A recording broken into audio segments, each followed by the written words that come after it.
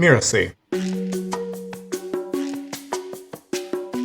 I'm Mindy Gibbins-Klein, and you're listening to Making It. I run a business called the Book Midwife, which is a coaching business helping aspiring authors to plan and write great books fast. I'm also host of a great podcast called The Thoughtful Leader. Making it is definitely not just about the money. I mean, the money helps because you want to be able to pay your bills without struggling. Beyond that, people have different goals. Some people want to make a small impact, and that's fine. I'm not here to say they need to make a big impact. I'm not saying they need to create the next revolution in their industry. But what I do hope is that people will consider playing bigger, doing more, having a bigger impact, spreading those wings, and really flying. Because when we fly, and when we can be seen in the air above all the masses, then we have a chance to inspire more people. And that's how we grow, and that's how we build our society. That's how we encourage and inspire the next generation, which is ever so important to me. So I think if people will sit down and stop being so busy, turn the phone off, do a bit of self-reflection, create that awareness of what they're doing, what they want to be doing, where the gap is, and then make a determined effort to do more, be more, maybe change themselves to be themselves. I do believe we're on the right path. I believe very strongly that if somebody puts a book out there, it should be the best possible book, best possible quality, the right length and content and so many things, because it does reflect on the author. We know this, but some people forget it. And in my case, I can never forget it because I'm running a company that is all about credibility with books. So that is the lesson. If you treat the book well and you treat it with respect and you put it together in that professional way, it will treat you well. It will pay you back. It will go out there and bring you leads, conversations. I get messages every single week. People who've read my books, people who've reviewed my books, people who want to have a chat. They don't necessarily want to write a book, but it's opened a door for me to do a speaking engagement and other opportunities. My book took me to Hawaii. It's really great when you've got a bit of help to build your brand and credibility.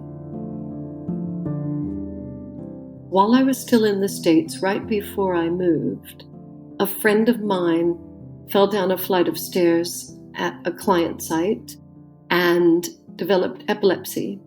So he didn't know what to do with that. I didn't know what to do with that. He struggled a lot and wanted to put on a brave face. But in the end, he lost his battle with depression and he took his own life. And so this was right before I was moving to the UK. And so I didn't really manage to cope with that. I didn't process that until I got here and I could sit with that. And it began to occur to me that I really should write about this, what happened. My friend wasn't there to tell the tale, but people were saying it's a sin to take your life. And I felt strongly that he wasn't there to defend himself and I should write the story. Changed a lot of things. I say I wrote the story. I wrote and rewrote and looked at it and sent it off for comments, incorporated those comments, sent it off again, loads of rejection letters. Round and round and round I went for 10 years. So it was finally published. And what I realized is people deserve to write the book that's inside. Or putting it a different way, the book inside deserves to be written. It's there without putting too much emphasis on the metaphor, it's like an unborn child. It's there, it wants to be born. I was studying psychology along with linguistics for a while, and all of my coaching experience has led me to believe that we can change anything that we want about ourselves. Well, not anything. As I said in the TED Talk, you can't really change your height and things like that, I don't think, unless you put on a pair of platform shoes. But, it has to come from a desire to change. And this is what fascinates me about people. They complain and moan about things, and they don't necessarily want them to change. And the clients that I get to work with, the thoughtful leaders, recognize that there's a change to be made. And yes, they may need help with it. And I enjoy helping people make changes in their lives and business.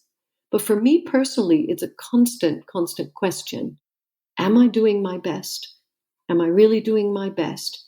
If not, what do I need to be doing? What do I need to change? And I'm not afraid of change. Many people think they're afraid of change, but they're actually afraid of uncertainty, which is what change brings. So they'd rather stick with what they know.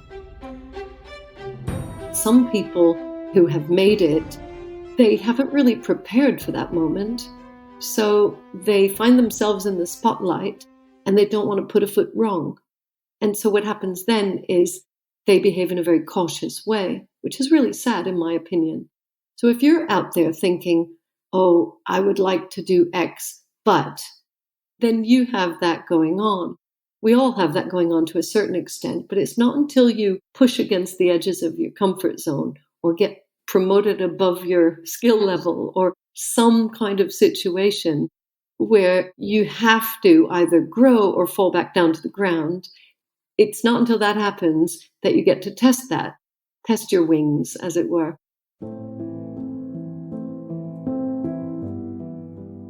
Sometimes you need to change yourself to be yourself. That's the message that I think people need to understand. Because we're either hearing, in society, don't change, just be yourself. And that is hard for some people. But they don't know what it means. What does it mean, be yourself? If I say to you, be yourself, well, aren't you being yourself? How can you be anybody else? But some people really feel like imposters. Some people feel they're not quite themselves. They don't feel comfortable in their own skin. So what needs to change? And that's the thing that's interesting to me. What needs to change? The thoughtful leader goes about it thoughtfully. The thoughtful leader really needs to decide how, if they want to change, what needs to change, and then make that change thoughtfully.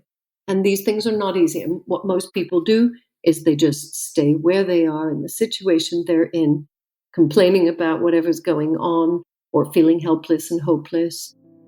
But I'm very interested in personal development, and that's the other strand to my experience, or the coaching. So I really think we can push ourselves and we can be better. Making it just first meant being able to stay in the UK and build my life and career. And then making it meant moving up in corporate, which I did. And then making it became escaping corporate and starting my own gig. And publishing that book, finally, after 10 years. And then turning my business into a profit-making business. That was a big making it moment. And then when I joined another company, a publishing company, and I was running two businesses, and my co-founder resigned, that's when I realized I could make it as managing director of that company as well. And I was really, really excited to be running a company that I didn't even know that I wanted to run. So there are making it moments for me at every stage, and they keep happening. And eventually, when I sell one or both of my businesses, I will have made it in terms of being somebody who has sold businesses that she built up. So there are a lot of opportunities for making it, and I grab them all with both hands. I'm Mindy Gibbins-Klein, and you've been listening to Making It. You can find me at mindygk.com, MindyGK on Twitter, Book Midwife all over social media. Basically, you'll find me, and I look forward to connecting. Making It is part of the Mirasee FM network, which also includes Course Lab and Just Between Coaches. This episode of Making It was assembled by Jeff Govertson. Cynthia Lamb produced the episode, and Danny Eny, that's me, is our executive producer. So you don't miss the great episodes that are coming up on Making It, go ahead and follow us on Apple Podcasts, Spotify, or wherever you're listening right now. And if you like the show, please leave us a starred review. It's the best way to help us get these ideas to more people. Thank you, and we'll see you next time.